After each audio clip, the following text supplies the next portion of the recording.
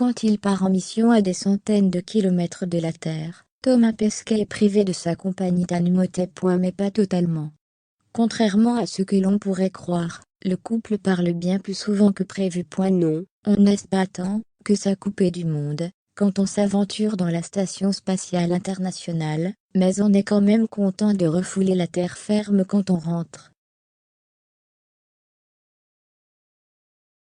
Le 9 novembre dernier, Thomas Pesquet revenait après 6 mois de mission passée dans la Station Spatiale Internationale. S'il n'a jamais été seul à braver les lois de la pesanteur, l'astronaute de 44 ans fait une croix sur les moments passés avec sa compagne Imhotep.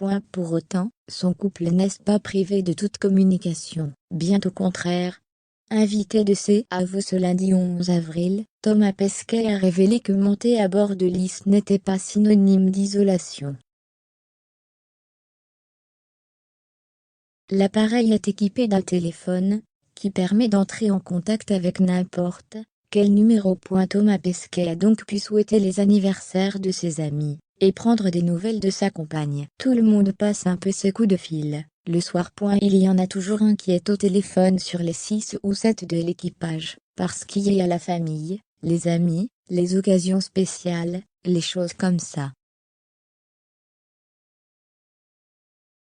Thomas Pesquet est donc resté non-stop en contact avec Imhotep. Il a bien fait, puisque cette dernière a rapidement trouvé de quoi le remplacer, dans son lit. Mais pas que.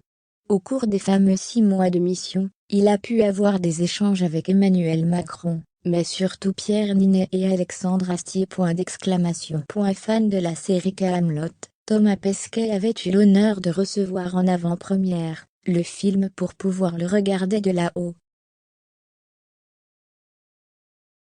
Une initiative portée par ses fans qui ont lancé une pétition pour qu'il puisse avoir le droit de le visionner lui aussi. Kaamelott n'est pas le seul film qu'il a pu voir.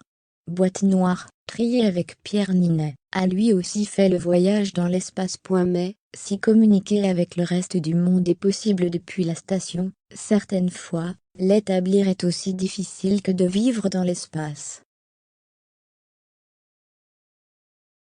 Pour dire merci à Pierre Ninet, Thomas Pesquet a tenté de le joindre à plusieurs reprises. Des appels constamment rejetés par l'acteur, méfiant qu'un interlocuteur tente de le joindre depuis Houston.